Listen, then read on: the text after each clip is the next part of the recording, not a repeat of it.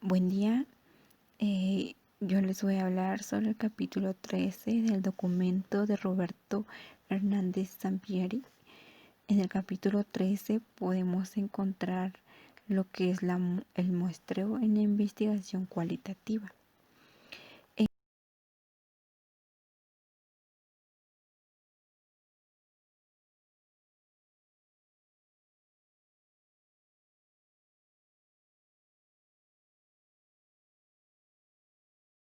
En el muestreo, según el doctor Roberto Sampieri, se refiere a un grupo de personas, eventos, sucesos o comunidades en la cual se van a extraer los datos. Esta se puede hacer durante o después de la investigación inicial. La muestra es una propuesta, se puede ajustar en cualquier momento del estudio. No busca generalizaciones, no es probabilística. Se puede agregar cosas que no se tiene y se puede desechar algunas que ya se tienen en mente. El tamaño de la muestra puede ir cambiando a medida que va avanzando la investigación. No es rígida, sino flexible. Y como lo hablábamos, el muestreo es inicial, como su nombre lo indica. Es inicial, donde empieza. Se puede ir cambiando conforme va nuestra investigación. Se va dando en el momento que nos centramos y obtenemos el primer acercamiento a la población, es decir, la inmersión inicial. Y desde ahí empezamos a determinar lo que es la muestra. Como nos decía el investigador Roberto Hernández Sampieri, él nos decía que la muestra en el proceso cualitativo se da donde hay grupos de personas, eventos, sucesos, donde se pretende recolectar datos. También podemos encontrar los tipos de muestras no probabilísticas. Cuando iniciamos nuestra investigación, nos preguntamos cuántos casos deben ser, cuántas organizaciones se debe de investigar y cuántos participantes se deben involucrar. También investigar eventos, hechos y fenómenos. Todo eso lo podemos investigar. También podemos encontrar los tipos de muestra no probabilísticas. Hay 3 tipos de muestra. Las que se utilizan en este enfoque son: la número 1, la capacidad operativa de recolección y análisis, porque a mayor tamaño neural va a ser mayor tamaño las cosas que se tienen que analizar para hacer más los datos que se generan, y van a ser mayor las capacidades o la capacidad de procesamiento que se necesita. La número 2, el entendimiento del fenómeno. Nos dice si es sencillo o si el fenómeno puede ser comprendido mediante unos pocos pasos, y si no, el investigador será motivado a buscar más casos o información.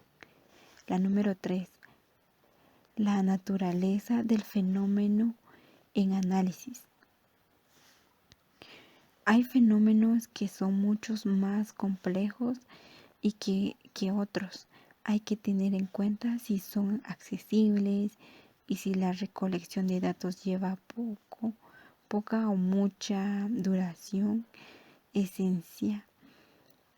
Como la esencia del muestreo cualitativo es seleccionar unos casos que permitan comprender el fenómeno como a través de los detalles, los significados, los factores y la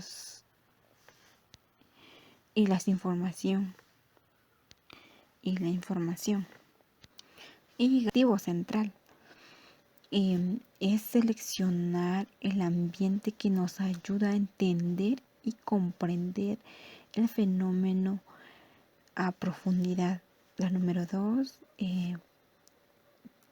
entender detalles, significados, como los actores y la información.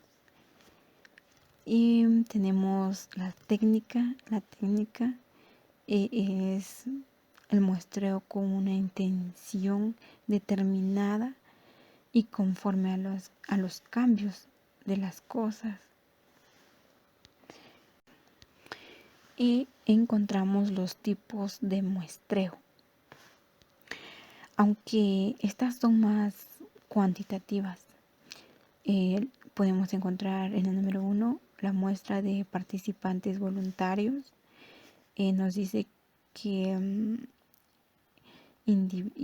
son individuos que voluntariamente acceden a participar en un estudio. Más bien son las personas que deciden participar sin haber sido llamadas para la investigación. Por eso son voluntarias. En la número 2 tenemos la muestra de expertos. Es necesario la opinión de expertos en un determinado tema. Es muy necesario e importante la opinión de expertos en un determinado tema, porque cuando se busca generar la hipótesis, tiene que ser más precisa a la materia prima y que las personas que tengan el conocimiento de la investigación puedan aportar. La número 3, la muestra de caso tipo. Es el estudio con personas fenomenológicas en los que el objetivo es analizar los valores, experiencias y significados de un grupo social. Esto se utiliza más en lo cualitativo y su objetivo es analizar los valores, experiencias y significados de un grupo social en la investigación. Número 4, la muestra por cuotas. Se utiliza mucho en estudios de opiniones o mercadotecnias. Y llegamos a la muestra de participantes voluntarios. Estos sí son más cualitativos. La número 1 podemos encontrar la muestra diversa o de máxima variación. Hernández Sampieri nos dice que son utilizadas cuando se busca mostrar distintas perspectivas y representan la complejidad del fenómeno estudiado.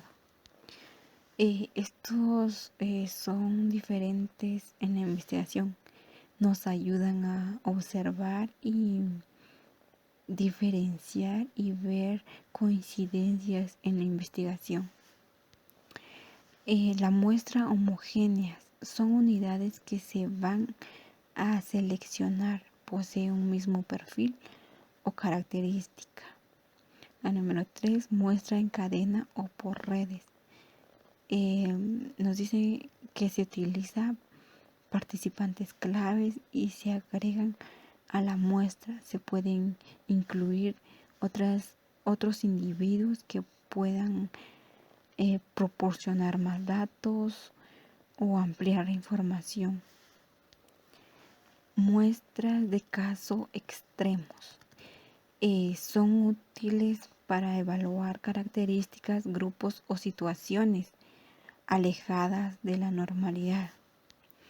Esto también estudia etnias muy distintas a lo común de la población para profundizar y analizar los comportamientos.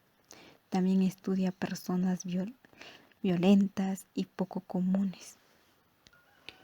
Muestra por oportunidad casos de manera fortuita que se presentan justo cuando los necesita, justo cuando el investigador necesita, y aporta a la investigación. Las muestras teóricas o conceptuales es cuando el investigador necesita entender un concepto o teoría. Las muestras teóricas o conceptuales es cuando el investigador necesita entender un concepto o teoría.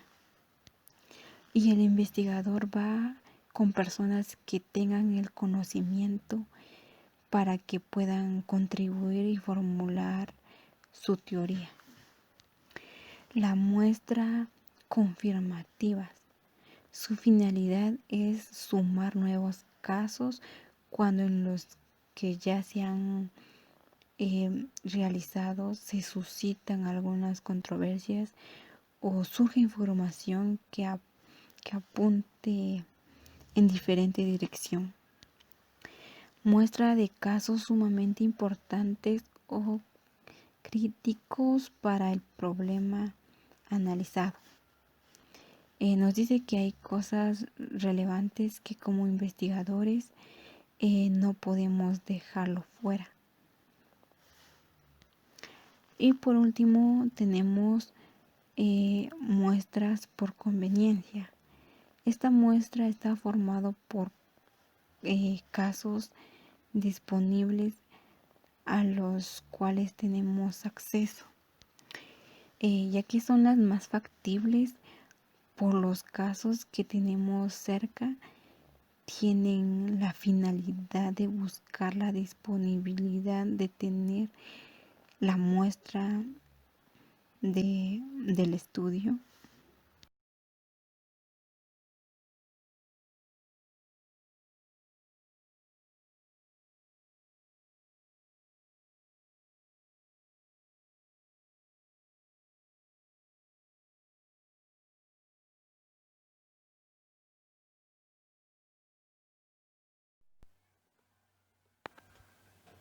Es importante poder tener un seguimiento de pasos para poder realizar la agenda de cada sesión.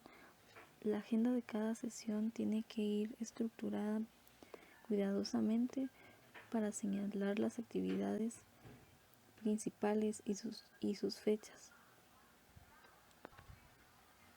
La guía de los temas puede ser estructurada, semiestructurada o abierta. En la estructurada los temas son específicos y el margen para salirse de estos es mínimo. Se presentan temas que deben tratarse, aunque el moderador tiene libertad para incorporar nuevos temas durante la sesión. En la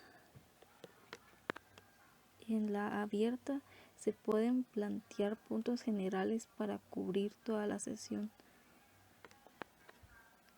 De acuerdo con Carey, Asbury y Collins, las guías temáticas son breves, son pocas preguntas o frases donantes. Al diseñar la guía, el investigador debe de anticiparse a las posibles preguntas y respuestas de los participantes.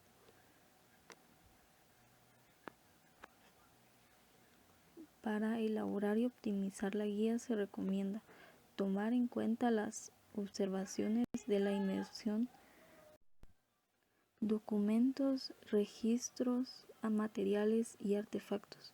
Una fuente muy valiosa de datos cualitativos son los documentos, materiales y artefactos diversos nos pueden ayudar a entender el fenómeno central del estudio, para poder anotar lo más importante que se narra u otros aspectos, lo que sirve al investigador para conocer los antecedentes de un ambiente, así como las vivencias o situaciones que se producen en él. Entre otros elementos podemos encontrar las cartas, diarios personales, fotografías, grabaciones de audio, video, como cualquier otro medio, objetos.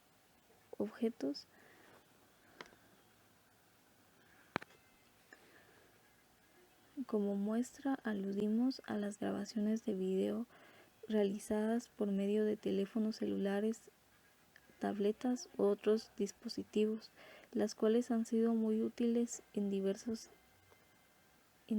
investigaciones.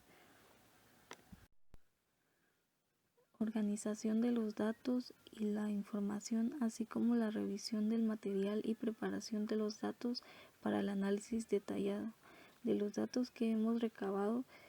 Debemos de transcribirlo para tener un mejor análisis detallado.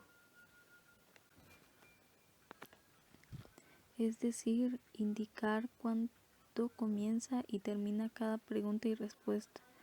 Transcribir todas las palabras, sonidos y elementos paralingüísticos. Indicar las pausas o silencios, las expresiones significativas, los sonidos ambientales. Si vamos a analizar línea por línea,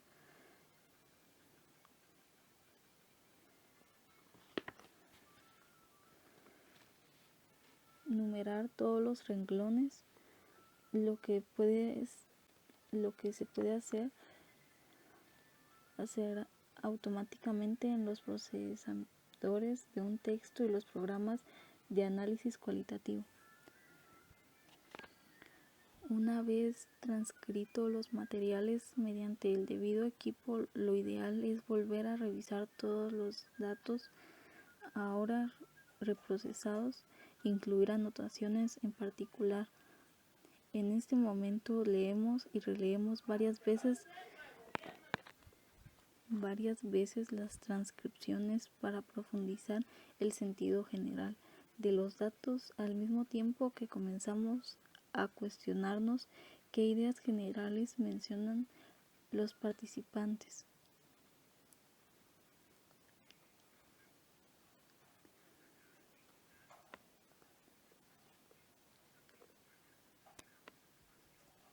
Así también se pueden organizar con precisión los datos mediante algunos criterios. Algunos criterios de estos son cronológico, por sucesión de eventos, por tipo de datos, por grupo o participante, por ubicación de ambiente, por tema, importancia de participante. Técnicas de escrutinio, repeticiones, conceptos locales, metáforas y analogías, transiciones, similitudes y diferencias, conceptos lingüísticos y adverbios, pronombres o similares, datos perdidos o no relevados, material vinculado a la teoría.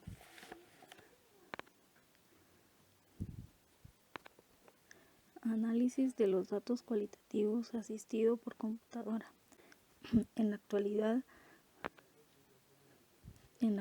se cuenta con diferentes programas que nos pueden servir para el proceso de un análisis cualitativo. 1. Atlas. Sí. Es un excelente programa que sirve para la segmentación de datos en unidades de significado, la codificación de datos y construir teorías, en donde el investigador agrega los datos o documentos primarios que pueden ser textos, fotografías, segmentos de audio o video, diagramas, mapas y matrices. En la pantalla se puede ver un conjunto de datos o un documento.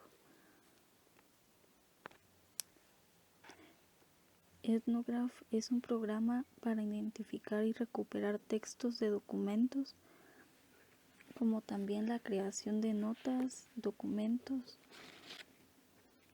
y nos incorpora al análisis.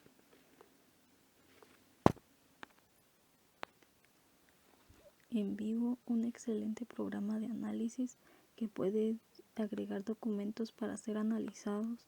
Una de sus fortalezas es crear matrices. Decision Explorer. Este programa resulta una excelente herramienta de mapeo de categorías. El investigador puede visualizar relaciones entre conceptos o categorías en diagramas. Es muy útil para visualizar hipótesis y la asociación entre los componentes más importantes de una teoría. Recomendable para analizar un proceso cualitativo. Bitácora de análisis. Esta bitácora tiene la función de documentar el procedimiento de análisis, las reacciones del investigador del proceso y contiene fundamentalmente anotaciones sobre el método utilizado, anotaciones sobre ideas, conceptos, significados, categorías e hipótesis, anotaciones en relación con la credibilidad y verificación.